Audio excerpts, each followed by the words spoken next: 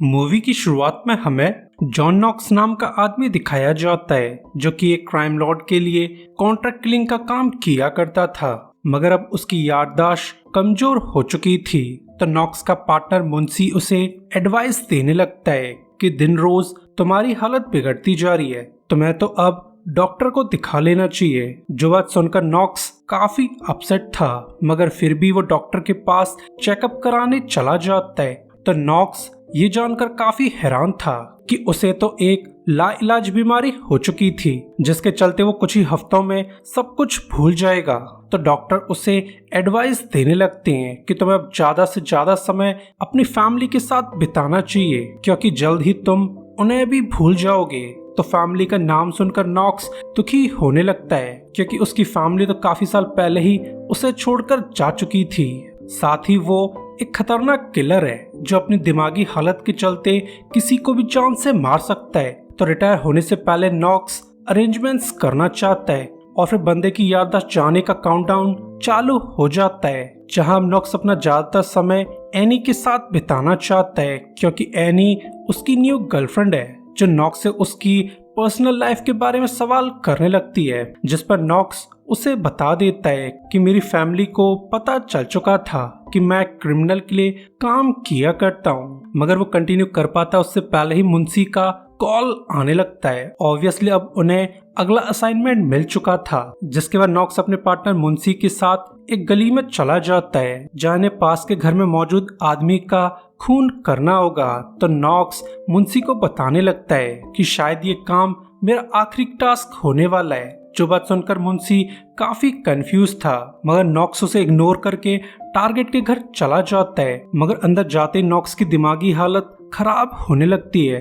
Obviously अब वो hallucinate करने लगा था, तो वह ऐसी हालत में घर में मौजूद सभी लोगों का खून कर देता है, जिसमें उसका पार्टनर मुंशी भी शामिल था। मगर मुंशी के मरते ही नॉक्स को होश आ जाता है, जो अपने पार्टनर को मारकर बहुत दुखी था। साथ ही उसे समझ आ जाता है कि इस बीमारी के चलते वो बहुत बड़ी मुसीबत में फंस चुका है, जो फिर एविडेंस प्लांट करके यहाँ से निकल जाता है। ऑब्वियसली वो उस किलिंग इंसिडेंट को इस तरीके से शो करना चाहता है कि मुंशी और टारगेट ने एक दूसरे की जान ले ली होगी, मगर पुलिस डिटेक्टिव इकारी काफी चालू थी, जिसे पूरा क्राइम सीन और एविडेंस चेक करने पर पता चल जाता है कि ये इंसिडेंट काफी अजीब है। प्रोबेबली यहाँ पर कोई दूसरा कातिल भी मौजूद होगा। वहीं दूसरी तरफ नॉक्स अकाउंटेंट के पास चला जाता है, जो कि अंडरवर्ल्ड के लिए मनी लॉन्ड्रिंग का काम किया करता था। तो नॉक्स को यहाँ देखकर वो काफी सरप्राइज था। तो नॉक्स उसे समझाने लगता है कि मेरी दिमागी हालत दिन रोज बिगड़ती जा रही है, जिसके चलते मैं कुछ ही हफ्तों में सब कुछ भूल जाऊंगा। तो याददाश्त जाने से पहले मैं अपनी वसीयत 3 लोगों में बांटना चाहता हूँ। जो बात सुनकर अकाउंटेंट काफी कंफ्यूज था, मगर फिर भी वो नॉक्स की हेल्प करने के लिए राजी हो जाता है। तो नॉक्स अपनी छुपाई हुई पेंटिंग्स और कीमती चीजों को इकट्ठा करने लगता है। ऑब्वियसली वो इन्हें बेचकर पैसों की जुगाड़ करना चाहता है, मगर रात को घर पर उसका बेटा माइल्स आ जाता है, जिसे इतने साल बाद देखकर नॉक्स काफी सरप्राइज था, जिस पर माइल्स उसे बताने लगता है कि मेरे हाथों एक आदमी का खून हो चुका है, तो अब मुझे तुम्हारी हेल्प चाहिए। जो बात सुनकर नॉक्स काफी सरप्राइज था, मगर फिर भी वो पूरा सच जानना चाहता है, जिस पर माइल्स उसे बताने लगता है कि किसी ने मेरी बेटी का रेप कर दिया था। जो बात मुझसे बर्दाश्त नहीं हो पाई, तो मैंने गुस्से में उस आदमी का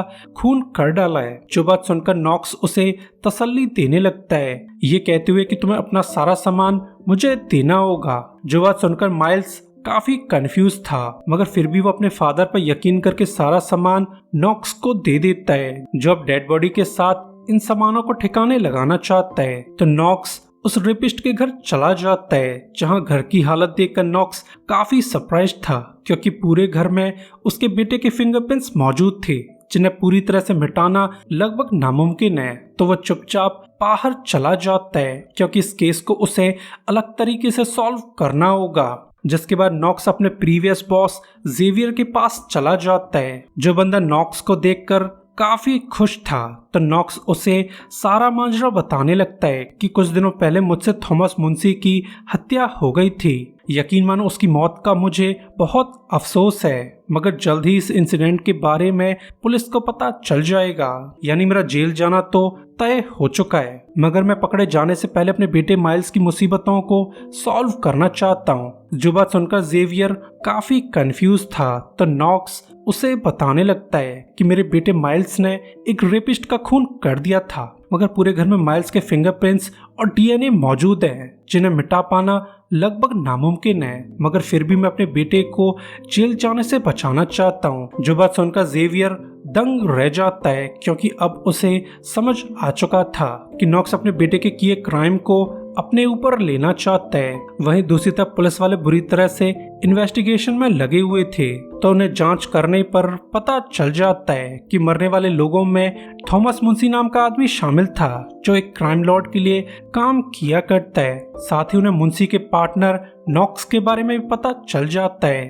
तो अब डिटेक्टिव इकारी नॉक्स से पूछताछ करना चाहती है, मगर वो नॉक्स को इंटरव्यू के लिए बुला पाती है उससे पहले एक मर्डर की खबर आने लगती है। तो इकारी और पुलिस वाले सारा काम छोड़कर इन्वेस्टिगेशन के लिए चले जाते हैं, जहां पर डेड बॉडी और घर की हालत देखकर तंग रह जाती है क्योंकि पूरे घर में खून के धब्बे मौजूद थे। तो डेड बॉडी और घर की तलाश लेने के बाद इकारी को समझ आ जाता है कि ये काम किसी किलर का तो नहीं लगता है, प्रोबेबली कोई अपनी दुश्मनी निकालना चाहता है। वहीं दूसरी तरफ एनी नॉक्स से मिलने आ जाती है। ऑब्वियसली वो लोग थर्सडे को रोमांस किया करते थे, मगर अब नॉक्स लेडी को भूल चुका था तो वो लेडी को वापस जाने की एडवाइस देने लगता है। जो बात जानकर लेडी काफी सरप्राइज थी, मगर जाने से पहले उसे एक बुक नजर आ जाती है जिसमें नॉक्स की बीमारी से रिलेटेड डिटेल्स मौजूद थी।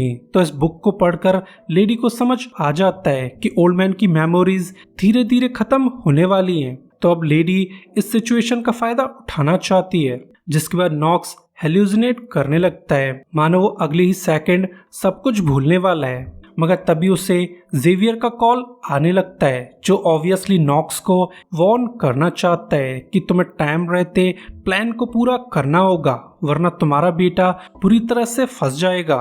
जो बात सुनकर नॉक्स को सब कुछ याद आ जाता है तो वह जल्दी जल्दी सभी एविडेंस को ठिकाने लगाने लगता है। साथ ही वो अपनी टूटी फूटी मेमोरी का यूज करके अपने छुपाए हुए पैसे इकट्ठे करने लगता है, मगर ये काम उसके लिए काफी मुश्किल था। जिसके बाद नॉक्स और माइल्स साथ बैठकर डिनर करने लगते हैं। ऑब्वियसली ये लोग पुरानी यादों को ताज़ा करना चाहते हैं, मगर अब तक नॉक्स अपने और माइल्स के पास्ट को भूल चुका था तो वह माइल्स को समझाने की कोशिश करने लगता है कि जल्द ही पुलिस को पता चल जाएगा कि उस रेपिस्ट ने तुम्हारी बेटी काइल का रेप कर दिया था, तो तुम्हें पूछताछ के दौरान इस तरीके से बिहेव करना होगा कि तुम रेपिस्ट के मर्डर के बारे में कुछ भी नहीं जानते हो। जो बात सुनकर माइल्स काफी कंफ्यूज था, मगर फिर भी वो अपने फादर को थैंक्स बोलकर यहाँ से निकल जाता है। ऑब्वियसली वो अपने फादर का काफी शुक्रगुजार था, इस बात से बेखबर कि उसके फादर की बुद्धि पूरी तरह से सनक चुकी थी।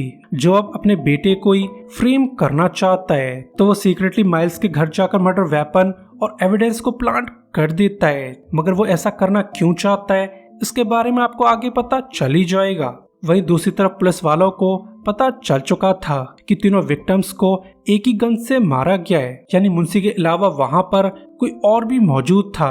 तो पुलिस वाले इंटेरोगेशन के नॉक्स को स्टेशन बुला लेते, मगर अब नॉक्स की हालत बद से बदतर हो चुकी थी तो उन्हें मजबूरी में नॉक्स को छोड़ना पड़ता है, जो फिर सीधा अपनी वाइफ रूबी के पास चला जाता है जो नॉक्स को देखकर काफी सरप्राइज थी। ऑब्वियसली मेमोरी ब्लैंक होने से पहले वो अपनी वाइफ को देखना चाहता था, मगर अब तक उसकी मेमोरी और कंसंट्रेशन काफी ज्यादा खराब हो चुके थे, जिसके चलते नॉक्स रूबी से ढंग से बात भी नहीं कर पाता है। जो सब देखकर लेडी काफी ज्यादा अपसेट थी क्योंकि वो अभी तक नॉक्स को प्यार किया करती है। और फिर जल्द ही तीसरा हफ्ता चालू हो जाता है जहां नॉक्स ज्यादातर समय हेल्यूसिनेट किया करता है, साथ ही डिस्टॉर्टेड वॉइस उसे परेशान करने लगती हैं। पर तभी यहाँ पर एनी आ जाती है जिसे देखकर नॉक्स काफी सरप्राइज था क्योंकि अब तक वो लेडी को भूल चुका था। तो लेडी खराब मूड में यहाँ से चली जाती है। जिसके बाद नॉक्स को अपना नोटपैड चेक करते हुए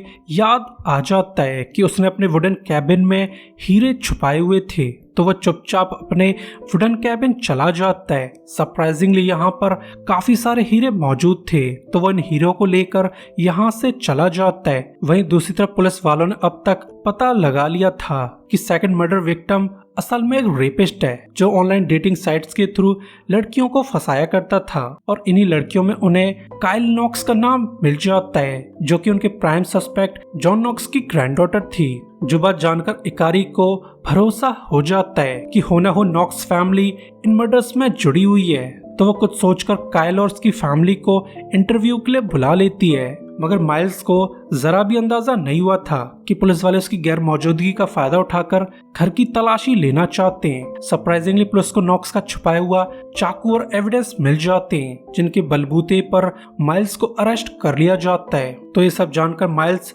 बहुत दुखी था, क्योंकि अब तक उसे समझ आ चुका था कि उसके फादर एक धोखेबाज है। वहीं दूसरी तरफ नॉक्स के घर पर 3 ठग्स आ जाते हैं, जिन्हें देखकर नॉक्स काफी ज्यादा सरप्राइज था, क्योंकि ये ठग्स एनी के लिए काम किया करते थे। तो उसे ये सब देखकर समझ आ जाता है कि एनी अब उसे लूटना चाहती है। तो वो गुस्से में इन लोगों को बुरी तरह से कूटने लगता है, जिससे इन लोगों के बीच तगड़ी फाइट चालू हो जाती है। मगर नॉक्स एक प्रोफेशनल किलर था जो बड़ी आसानी से इन सभी लोगों को मार देता है, जो सब देखकर एनी काफी ज्यादा डर जाती है। तो नॉक्स उसे टॉन्ट करने लगता है कि तुम्हें ये सब करने की जरूरत नहीं थी, वैसे भी तुम्हें वसीयत का तीसरा हिस्सा मिलने वाला था। जो बात जानकर लेडी काफी कंफ्यूज थी, मगर नॉक्स उसे बिना बताए यहाँ से निकल जाता है। ऑब्वियसली अब वो अपनी वसीयत को चेंज करना चाहता है, जो अब 3 हिस्सों के बजाय 2 हिस्सों में बंटने वाली थी। जिसके बाद नॉक्स अपने नोटपैड का रट्टा लगाकर